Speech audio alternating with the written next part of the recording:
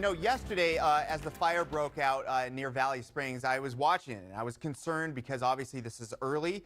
The grasses are dry. So what's going to happen with the wind? If it's windy in that spot, that can go from 150 acres to 1,000 or more very quickly. So we watch the winds more and more this time of year because they can really make or break some of these early fires that we're seeing. Now, at the moment, it's not very windy. And yesterday, it wasn't very windy in that location and for most other spots. It was a little breezy, but it wasn't windy. Today, things start to change a little bit. We're looking at 10 to 15 miles per hour today, and then for tomorrow, 15 to maybe 20 miles per hour. So while it doesn't meet the criteria for a red flag warning, which is a combination of dry conditions, dry air, often very warm to hot and windy, it will start to become more and more of a factor regarding fire season versus, say, allergies, where we were not too long ago. Okay, so let's go ahead and take a look at the overall pattern. You can see we've got some high clouds drifting through, and I want to remind everyone, you know, the whole West is in various stages of drought, including the northern plains. Montana and the Dakotas,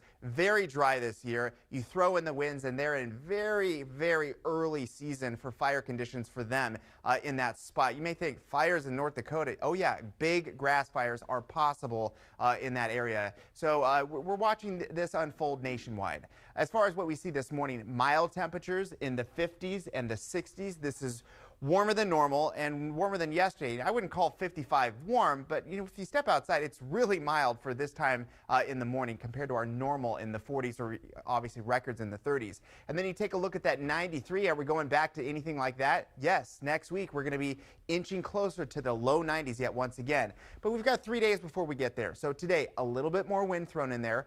A little bit more cloud cover, which may actually take our temperatures down a couple degrees compared to yesterday. So that's something to look forward to if you want.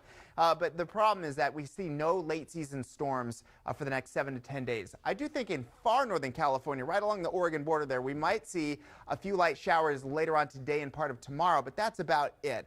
We really are looking at a dry situation for several days, as well as warmer than average until we get to the end of next week. That's probably the best news to show you in just a second. Highs today for the foothills, a range of 80s, the low 80s to the upper 80s depending on elevation. Valley floor close to 90 today.